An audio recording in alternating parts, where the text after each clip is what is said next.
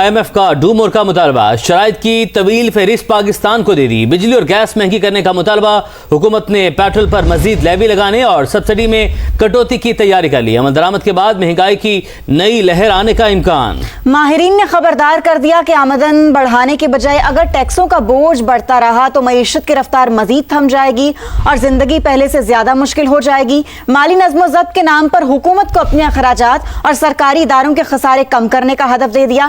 اسلام آباد سے شکیل احمد کی رپورٹ دیکھیے۔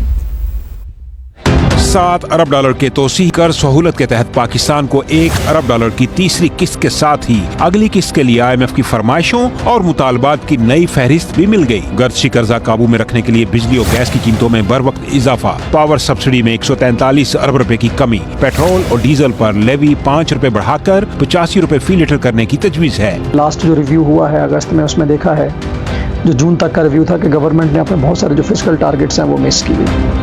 تو اس صورت میں جو IMF کا ہے کہ آپ ان کو جو ہے وہ اپنے ٹارگٹس کو میٹ کرنے کے لیے یا تو ٹیکس بیس کو بڑھائیں، لیکن چونکہ گورنمنٹ ٹیکس بیس کو بڑھا نہیں پا رہی ہے تو ہمیں نئے ٹیکسز جو ہیں وہ لگانا پڑ رہے ہیں۔ اقتصادی ماہرین کا کہنا ہے کہ عوام یا کاروباری طبقے پر ٹیکسوں کا اضافی بوجھ ڈالنے سے معیشت مزید سست روی کا شکار ہوگی۔ حکومت کو غیر ضروری اخراجات پر قابو پانے کا مشورہ دے دیا۔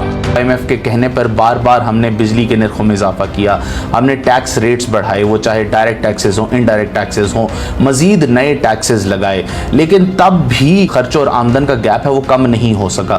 اس کی ایک بڑی وجہ تو یہ ہے کہ جب آپ ٹیکس بڑھائیں گے تو آپ کی معیشت جو ہے وہ مزید سلو ہوگی، آپ کی معیشت کا پہیہ جو ہے وہ چلنا بند ہوگا۔ بعض ماہرین کا کہنا ہے کہ IMF کا کام صرف معاشی استحکام میں معاونت ہے، پائیدار ترقی کے لیے بنیادی اصلاحات حکومت کی ذمہ داری ہے۔ 11 نئی شرائط کے بعد قرض پروگرام کی مجموعی شرائط 64 تک پہنچ گئی ہیں۔ IMF قرض پروگرام کے تحت تیسرا اقتصادی جائزہ مارچ 2026 میں ہوگا، جس سے پہلے حکومت کو متعدد اہداف پورے کرنا ہوں گے۔ شکیل احمد، سما، اسلام آباد۔